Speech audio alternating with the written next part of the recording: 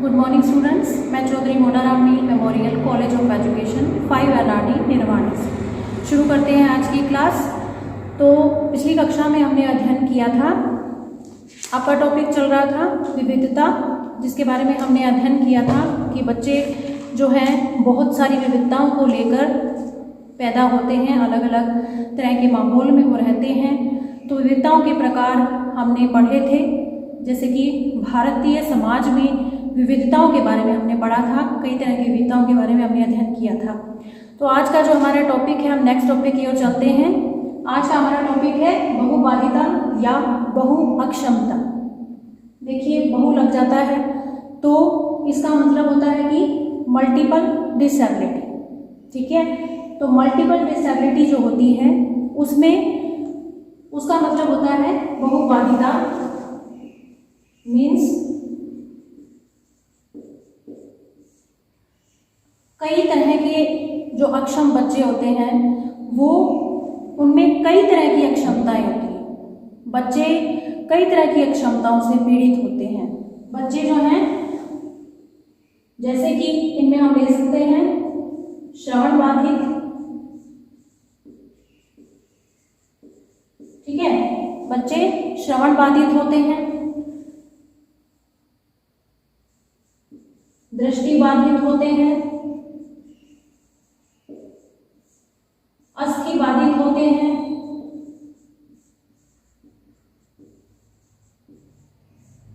मानसिक तौर से बाधित होते हैं, मानसिक तौर पर बाधित, ठीक है, मानसिक तौर पर बाधित होते हैं। और श्रवण बाधित हो गए, दृष्टि बाधित हो गए, अस्थि बाधित हो गए, मानसिक तौर पर बाधित हो गए। और एक डिसेबिलिटी और होती है उनमें, वो होती है सीखने में बाधिता, सीखने में बाधिता, यानी कि बच्चे प्रॉपरली सीख नहीं पाते हैं, अधिगम नहीं कर पाते। तो आज हम इन सभी बाधाओं के बारे में जानेंगे कि ये जो बच्चे हैं जो सुन नहीं पाते, देख नहीं पाते, जो विकलांग होते हैं, अस्थि में जो किसी न किसी तरह की विकलांगता से पीड़ित होते हैं, और मानसिक तौर पर जो बाधित होते हैं, और जो बच्चे सीखने में बाधा का जो है महसूस करते हैं, बाधा महसूस करते हैं, ऐसे बच्चों के बारे में आज हम अध्ययन करेंगे।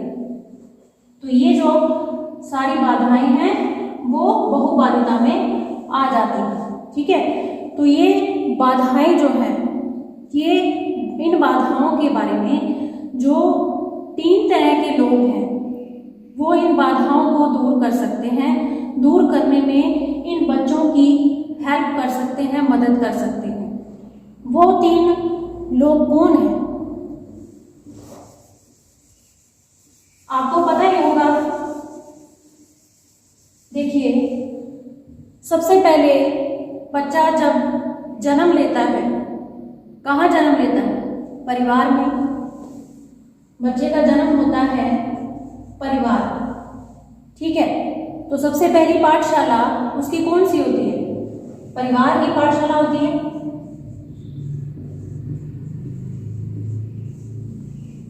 परिवार की पाठशाला होती है। बच्चा जब जन्म लेता है परिवार में, तो बच्चा परिवार में रहकर ही सीखता है। जन्म से ही उसका अधिगम शुरू हो जाता है। अधिगम जो है जन्म से ही शुरू हो जाता है। जन्म से ही अधिगम की शुरुआत, ठीक है। अब परिवार में जैसा उसको सीखने को मिलेगा, देखने को मिलेगा, सुनने को मिलेगा, बच्चा वैसा ही बनेगा, वैसा ही सुनेगा, वैसा ही सीखेगा, ठीक है। परिवार में रिश्ते, नाते, हर चीज को वो नोट करता है, देखता है, बोलते हुए सुनता है, अपने माता पिता को, अपने चाचा चाची को, दादा दादी को, ठीक है, अपने भाई बहनों को बोलते हुए सुनता है, काम करते हुए देखता है, हंसते हुए देखता है, रोते हुए देखता है, हर एक चीज वो नोटिस करता है। तो ये सारी चीजें उसको कुछ ना कुछ सिखाती ही हैं, ठीक है। तो परिवार ही उसकी प्रथम पाठशाला होती है। तो सबसे पहले परिवार में जब बच्चा जन्म लेता है, चाहे वो बच्चा सामान्य है, चाहे वह बच्चा असामान्य है,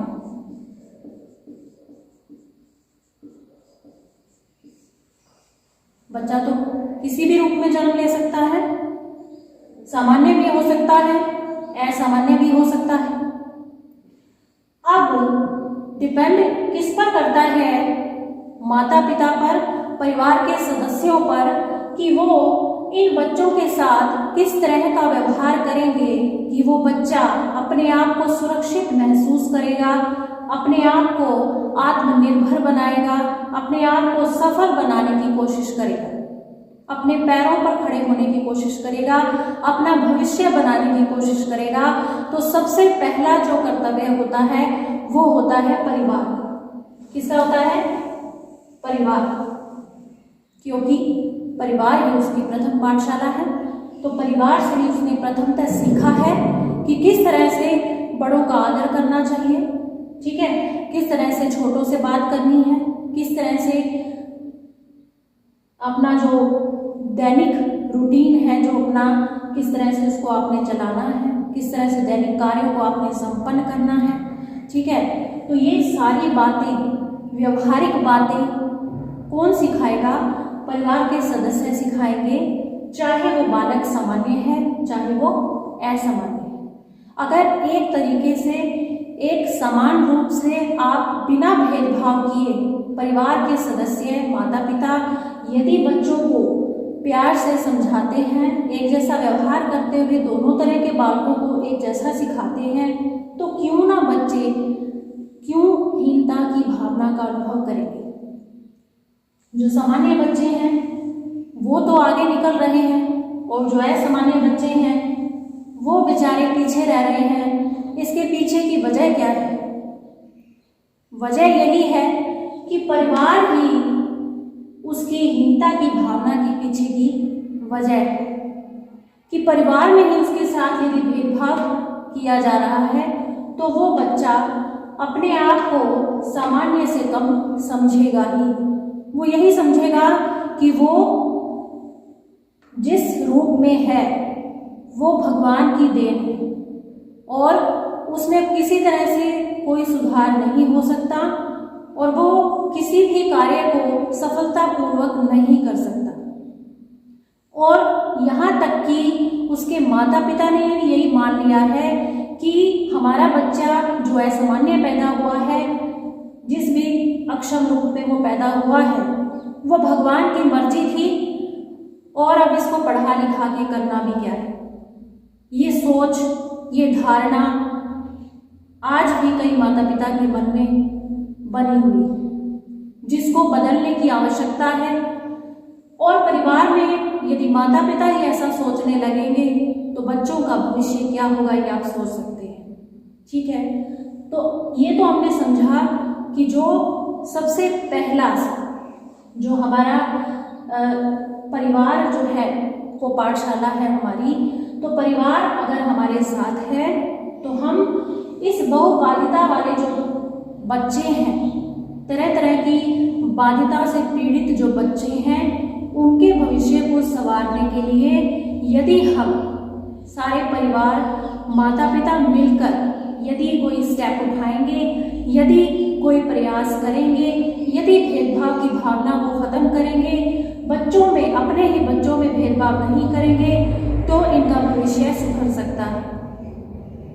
ये तो हुई परिवार की बात। अब नेक्स्ट चलते हैं कि दूसरा ऐसा कौन सा जन है जो इन अक्षम बच्चों को, इन बहुबाधिता वाले बच्चों की इन बाधाओं को दूर करने में मदद कर सकता है, सहायता कर सकता है। वो कौन है? परिवार से बाहर निकलकर जब बच्चा जन्म लेता है तो धीरे धीरे बड़ा होता है, उसमें समझ विकसित होती है, उसमें समझ आ जाती है, बातों को वो समझने लगता है, रिश्ते नातों को समझने लगता है, वो सीखता भी है, काफ़ी कुछ सीखता है, व्यवहारिक बातें सीखता है, गलत क्या है, सही क्या है, कुछ हद तक वो सीख जाता है। परिवार जो है, परिवार के बाहर वो विद्यालय में प्रवेश करता है। विद्यालय में प्रवेश करता है तो परिवार में उसके माता पिता, उसके गुरु थे। अब विद्यालय में प्रवेश के बाद उसके माता पिता कौन होते हैं? उसके शिक्षक उसके माता पिता के रूप में बन जाते हैं। विद्यालय में प्रवेश के बाद जो माता पिता हैं वो विद्यालय में जब बच्चे को छोड़ते हैं ना, तो वो इस उम्मीद से छोड़ते हैं कि आपको हमने अपना बच्चा सौंप दिया है और जब तक ये आपके पास है आपको इसे संभालना है, समझाना है, अच्छी शिक्षा देनी है, अच्छे विचार इसमें डालने हैं, इसमें अच्छे सुधार लाना है, भविष्य के लिए इसको तैयार करना है। तो शिक्षक उसका गुरु बन जाता है, तब शिक्षक उसका ही माता पिता बन जाता है। तब विद्यालय में वो किसके संरक्षण में होता है? शिक्षक। जो भी उसको समस्या होगी, जो भी उसको परेशानी होगी, वो किससे कंसल्ट करेगा? किससे वो उसके बारे में बातचीत करेगा, चर्चा करेगा? शिक्षक से। शिक्षक को ही बताएगा। अगर परिवार में भी उसके साथ किसी भी तरह का कोई भी गलत व्यवहार हो रहा है ना, तो वो शिक्षक को बता सकता है। शिक्षक उससे प्यार से, दुलार से उसकी प्रॉब्लम्स को समझेगा, उससे ये बात निकलवा सकता है कि उसको जो परेशानी है वो किस वजह से है। तो वो बच्चा शिक्षक को अपनी बात शेयर जरूर करता है। ठीक है, तो जो नेक्स्ट बहुबाधिता वाले बच्चों की हेल्प करने वाले हैं वो है हमारे शिक्षक।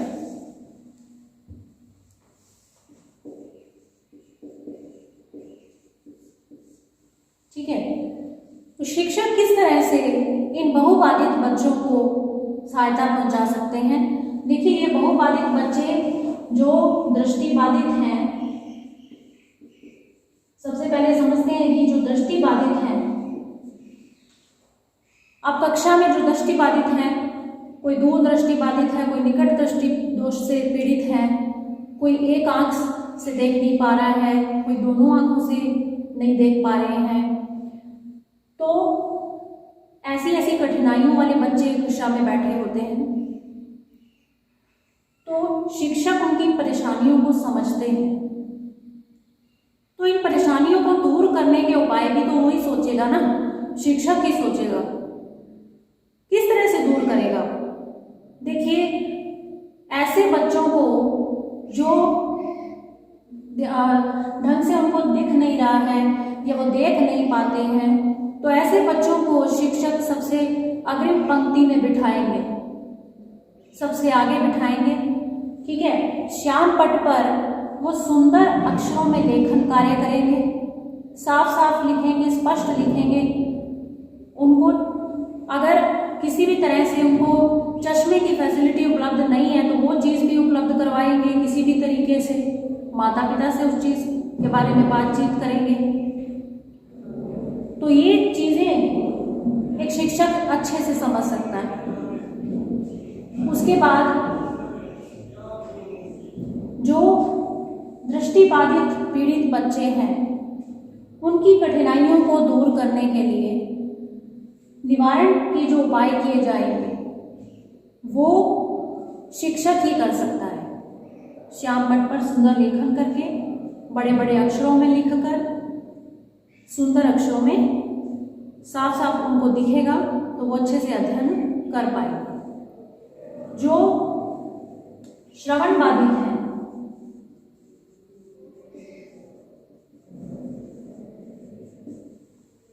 श्रवण बाधित बच्चे जो हैं, जो अच्छे से सुन नहीं पाते हैं, एक कान से सुन नहीं पाते हैं या दोनों कानों से सुन नहीं पाते हैं, किसी के कोई कान में किसी पर्दे की शिकायत है जैसे कि, तो ऐसे बच्चों को भी जैसे कि कान की जैसे मशीन उपलब्ध करवाना, बच्चों को आगे आगे बिठाना, शिक्षक जो है अपनी आवाज़ को इस तरह से व्यवस्थित रखे कि सबको पीछे तक सुनाई दे, इस तरह की वो व्यवस्था कर सकते हैं।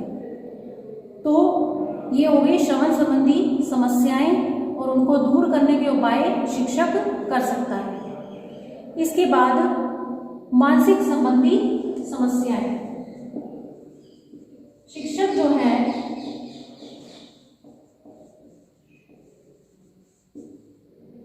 मानसिक संबंधी समस्याओं को किस तरह से दूर कर सकता है। जैसे कि बच्चे का कक्षा में ध्यान नहीं लगता है, बच्चा समझ नहीं पाता है, सुन नहीं पाता ध्यान से, शिक्षक जो कह रहा है, जो निर्देश दे रहा है, उनको अच्छे से कैच नहीं कर पा रहा है, समझ नहीं पा रहा है। तो ऐसा क्यों है? उसके हाथ कांपते हैं लिखते हुए, ये मानसिक तौर पे उसको समस्याएं हो रही हैं। तो ये समस्याएं जो उसको हो रही हैं, शिक्षक को चाहिए कि वो इन समस्याओं का आकलन करे, अच्छे से उनको समझे। तो किसी भी बात को रखने में वो संकोच क्यों करता है, हिचकिचाता क्यों है? अगर शिक्षक ने कोई प्रश्न पूछा है, उसका उत्तर देने में वो इतना समय क्यों लेता है, फट से उत्तर क्यों नहीं देता है? क्या वो उस शिक्षक जो समझाता है उसको समझ में नहीं आता है? शिक्षक को ये समझना चाहिए कि क्या वो अब जो भी समझा रहा है वो अच्छे से समझा रहा है, अभी जो भी समझा रहा है वो अच्छे से समझ आ रहा है कि नहीं आ रहा है उसको। ये भी एक शिक्षक जो है उसको अपनी जांच भी करनी चाहिए, बाकी बच्चों से भी पूछना चाहिए और इस तरह से सभी बच्चों की जांच उसको कर लेनी चाहिए। तो ऐसी परिस्थितियों में शिक्षक को उससे प्यार से व्यवहार करना चाहिए, ऐसी शिक्षण सामग्री का प्रयोग किया जाए जिससे कि उन बच्चों की समस्याओं को समझा जाए और ऐसे तरीके यूज किए जाएं जिससे कि ये बच्चे कक्षा में सुविधा महसूस करें, संकोच ना करें और अपने प्रश्नों, जो भी प्रश्न पूछे जा रहे हैं क्लास में, जो भी समझाया जा रहा है उससे रिलेटेड जो भी आपसे आंसर क्वेश्चन किए जा रहे हैं उसके आंसर आप फटाफट से दें। तो इस तरह से शिक्षक को समझाना चाहिए कि अधिक से अधिक बच्चों को समझ आए, अधिक से अधिक हो। और बीच बीच में शिक्षक को उनके माता पिता से भी बातचीत कर लेनी चाहिए और जो है उनके साथ संपर्क बनाए रखना चाहिए। उनकी जो परेशानियां हैं उसके बारे में जान लेना चाहिए कि उनको ये समझ में क्यों नहीं आता है, क्या वजह है, क्या घर पे कोई परेशानी है जिस वजह से ये मानसिक तौर पर परेशान रहते हैं। अस्थि संबंधी समस्याएं, शिक्षक ये समझ सकता है अस्थि संबंधी जो समस्याएं हैं, आजकल तो सरकार ने भी इनको विकलांग से दिव्यांग कहना शुरू कर दिया है। विकलांग नहीं कहा जाता आज इनको, या तो निशक्तजन या फिर दिव्यांग, निशक्तजन दिव्यांग, ठीक है। तो ऐसे जो बच्चे हैं वो कठिनाई का अनुभव करते हैं समझने में। इनमें जो शिक्षक है वो इनकी समस्याओं को समझते हुए उनके अकॉर्डिंग शिक्षा की व्यवस्था कर सकता है। उनको कक्षा में ज़्यादा से ज़्यादा खड़े होने का, बैठने का आदेश निर्देश ना दे ताकि उनको असुविधा ना हो, क्योंकि वो समझता है कि ये बच्चे जो हैं जल्दी से खड़े नहीं हो पाते हैं, ना बैठ पाते हैं। तो उनकी सिचुएशन को समझते हुए उनको अध्ययन करवाना चाहिए। सीखने संबंधी समस्या,